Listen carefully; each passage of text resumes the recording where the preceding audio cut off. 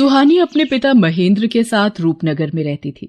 बचपन में जब सुहानी की मां का देहांत हो गया तो उसके पिता ने दूसरा विवाह कर लिया। सुहानी की सौतेली मां सुधा शादी के बाद अपनी बेटी ज्योति को भी साथ लाई थी। सुहानी और ज्योति अब बड़ी हो चुकी थी। सुहानी देखने में बहुत सुंदर थी। उसके लंबे काले और घने बाल उसकी सुंदरता में चार चांद लगा देते थे। ये देखकर सुधा सुहानी से बहुत ईर्ष्या करती थी। एक दिन, ज्योति, तुझे कितनी बार बोला है तू भी सुहानी जैसे सुंदर बालों वाली बन। देख उसके बाल कितने काले, लंबे और घने हैं। पता नहीं कितने महंगे महंगे इत्र और खुशबू वाली जड़ी बूटियां लाकर दी हुई हैं। पर तुझे घूमने से फुर्सत मिले तो तू बालों पर ध्यान देना। सुहानी को देख कितने सुंदर बाल है उसके।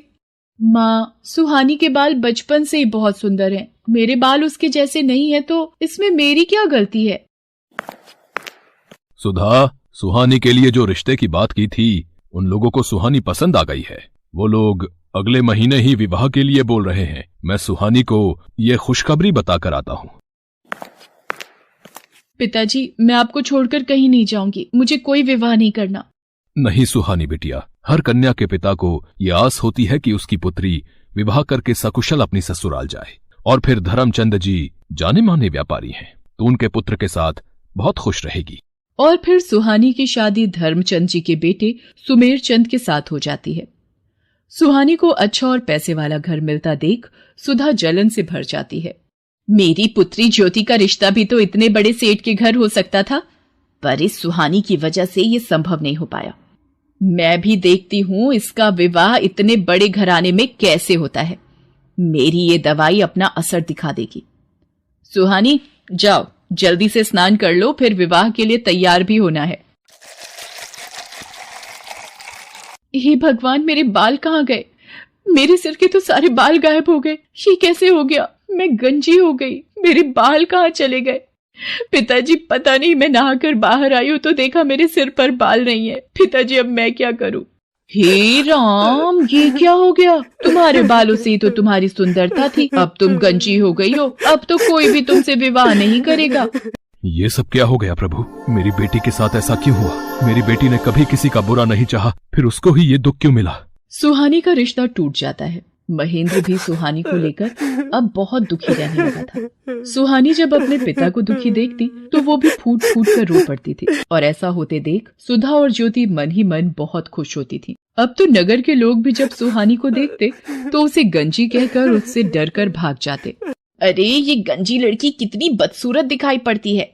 हाँ बहन, इसे देखकर तो डर लग रहा है। चलो यहाँ से चलते हैं। हे भगवान, सब लोग मेरे से नफरत करते हैं। मेरे भी सपने थे कि मेरा विवाह होगा, मैं भी अपने ससुराल जाऊंगी। मेरे सारे सपने चूर चूर हो गए। मेरी वजह से मेरे पिताजी भी आज दुखी है। फिर मैं जीकर क्या करूंगी?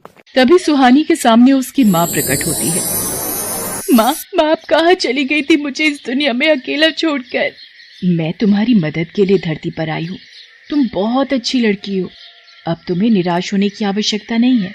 मैं तुम्हें ऐसे बाल दूंगी जिन्हें देखकर लोग तुम्हें कभी नहीं भूल पाएंगे। मैं तुम्हें सोने चांदी के बाल प्रदान करूंगी। जैसे ही सुहानी की माँ सुहानी के सिर पर हाथ फेरती है, सुहानी के सिर पर सोने चांदी के बाल आ जाते हैं। सोने चांदी के सुनहरे चमकते बाल सुहानी की खूबसूरती को और बढ़ा रहे थे। माँ, ये सोने चांदी के बाल तो बहुत खूबसूरत है। आपका बहुत बहुत धन्यवाद। आपने मुझे फिर से सुंदर बना दिया। आपने मेरी सारी परेशानी दूर कर दी। खुशी खुशी अपने घर जाओ सुहानी। अब कभी भी उदास नहीं होना। मेरा आशीर्वाद सदैव तुम्हारे साथ है। सुहानी खुशी खुशी घर की ओर चल पड़ती है। तभी रास्ते में नगर के राजकुमार की सवारी जा रही थी, इसलिए रास्ते पर चलते लोगों को कुछ देर के लिए रुकने के लिए कहा जाता है। नगर के राजकुमार को देखने के लिए कितनी भीड़ लग गई है। भीड़ में से निकलने की कोशिश करती हूँ। ये सोने चांदी के बाल वाली लड़की, अरे भीड़ में इसका चेहरा दिखाई नहीं पड़ रहा। कितने सुंदर बाल हैं इसके। कहाँ गायब हो गई? हम रथ से उतर कर भी नहीं जा सकते। ओहो, कितने सुंदर बाल थे उसके। वो तो खुद भी कितनी खूबसूरत होगी। सुहानी घर पहुंचती है। मैं अपने बालों को इस दुपट्टे से ढक लेती हूँ, नहीं तो माँ ढेरों सवाल पूछ लेंगी।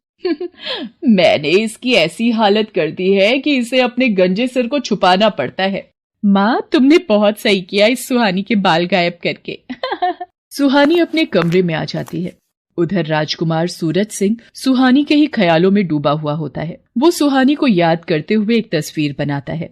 राजकुमार सूरज सिंह, आपके स्वयंवर की सारी तैयारियां हो गई हैं। दूर दूर से राजकुमारियों के लिए संदेश भिजवाया गया है। पर ये तुम क्या बना रहे हो? बिना चेहरे की तस्वीर? पिताजी, ये तस्वीर उस लड़की की है जिसके सोने चांदी के बाल हैं, और मैंने निश्चय किया है कि मैं इसी लड़की से विवाह करूंगा। बस मुझे उसे ढूंढना है, और वो कहाँ मिलेगी मैं यही सोच रहा हूँ। पुत्र, सोने चांदी के बाल वाली लड़की सिर्फ कहानियों में होती है। तुम ऐसी लड़की कहाँ ढूंढोगे? ये जिद छोड़ दो। पिताजी, चाहे मुझे पूरे नगर में ऐलान ही क्यों ना करवाना पड़े, मुझे सोने चांदी के बाल वाली लड़की ढूंढनी है, और जिस लड़की के भी बाल सोने चांदी के होंगे मैं उसी से विवाह करूंगा। सेनापति जी, नगर में ढिंढोरा पिटवा दिया जाए। जिस लड़की के भी बाल सोने चांदी के हैं हम उसी लड़की से विवाह करेंगे। राजकुमार के कहने पर नगर में ढिंढोरा पिटवा दिया जाता है।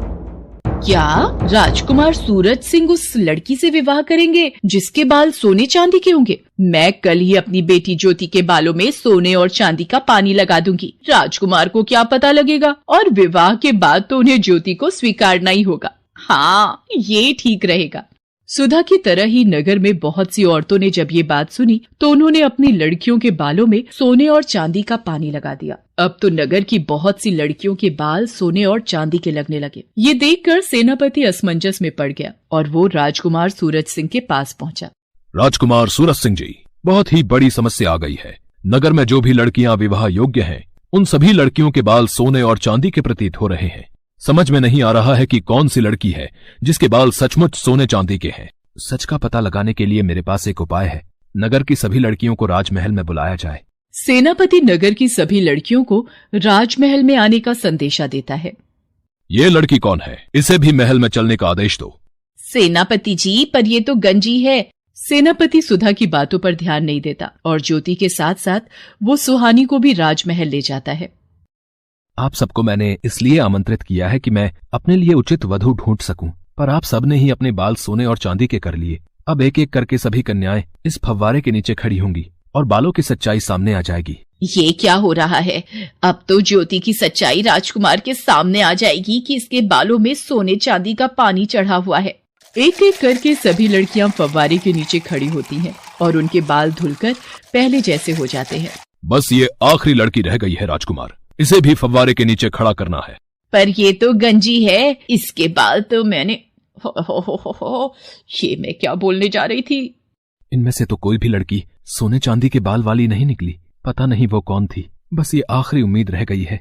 सुहानी घबराते हुए सिर से अपना दुपट्टा उतारती है। सुधा और नगर के सभी लोगों की निगाहें सुहानी के सोने चांदी के बाल देखकर दंग रह जाती हैं। सुहानी फव्वारे के नीचे खड़ी हो जाती है। उसके बाल तो सचमुच सोने चांदी के थे।